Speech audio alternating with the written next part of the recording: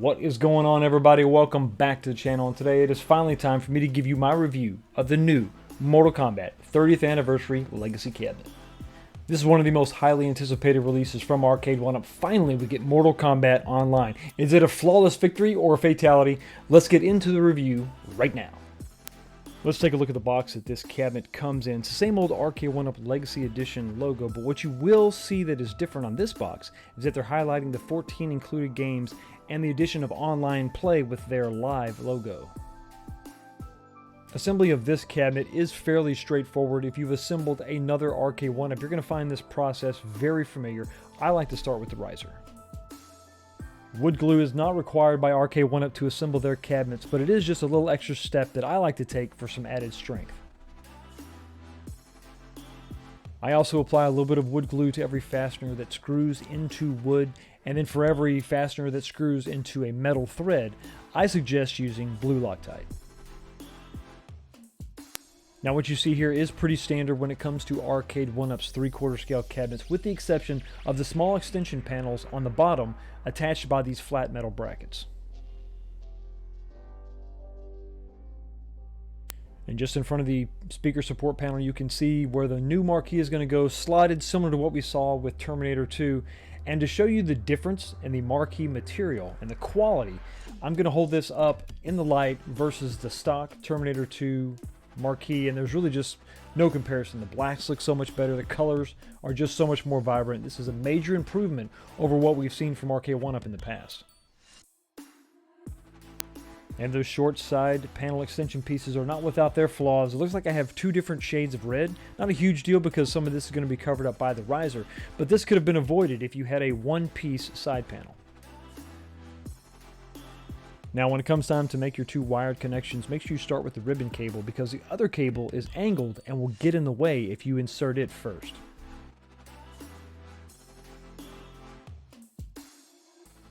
Now the control panel itself actually fits in nice and snug between the two side panels, and when I mount my deck protector, I like to use some of these plastic washers I got on Amazon.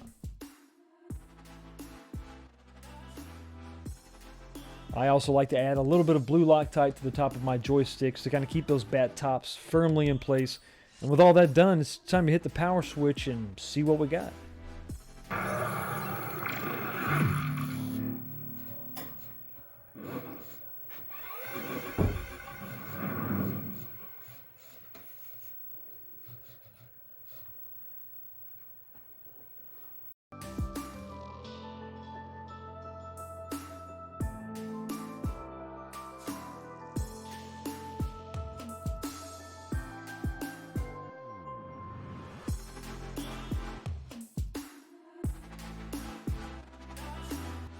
So on the outside, I think this cabinet looks great. You can tell that monitor is going to have some viewing angle issues that we're going to get to in just a minute. But for right now, I wanted to go through all the games and all the settings per game so you can see what's going to be available. It's going to be very similar.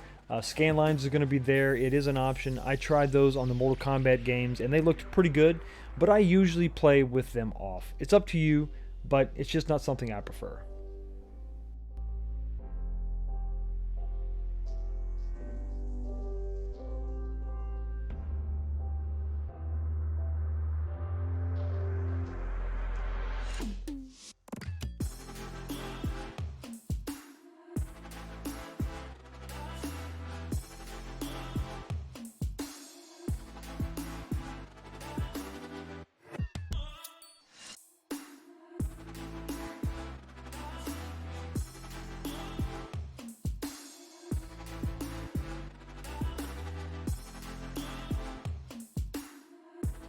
So once I connected my cabinet to the internet, I was prompted to go ahead and update to the latest version, which I did. It didn't take very long, and then I immediately wanted to check out the online gameplay. Because there's no lobbies, it's a little bit different. So here's what happens when you're playing and someone wants to join your match.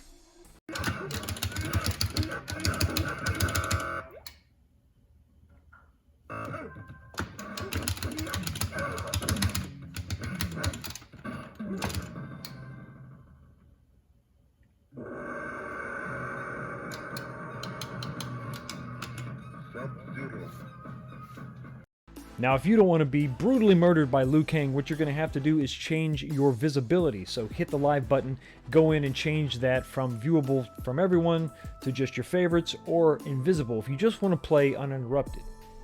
Now, if you contrast this with cabinets like Big Blue, where there was a lobby system, you could actually choose to have local play or online play. But unfortunately, the downside of that is that there's really no one in the lobbies.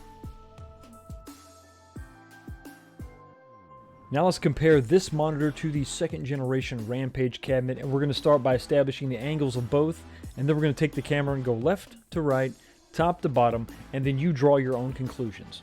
But to me, they seem pretty similar.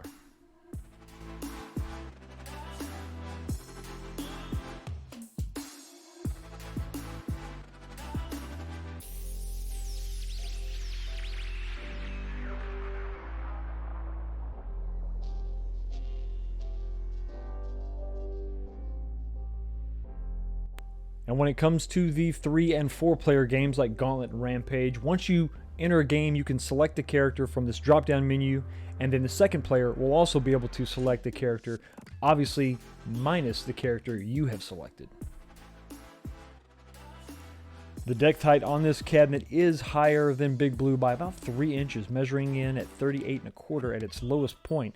And the slant is also 10 degrees, which is about a 5-degree decrease when compared to Big Blue's 15.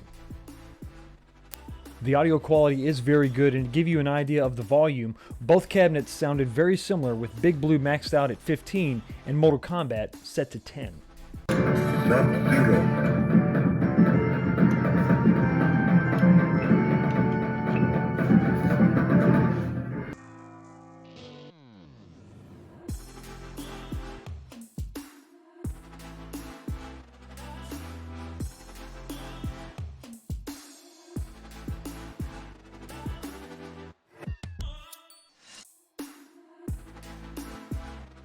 Alright, so let's wrap up this review with my recommendations. What do I think? Should you buy or should you wait? I say, even though we have some issues with the screen, even though the online play is a little wonky, the pluses definitely outweigh the minuses, so I think that this, at the sticker price of $500, is a buy. It's a little disappointing that Arcade1up can't quite check all the boxes of the perfect cabinet, but this is, I think, overall, a step forward. Thank you so much for stopping by and checking out the channel. Y'all have a blessed day, and I will see you next time.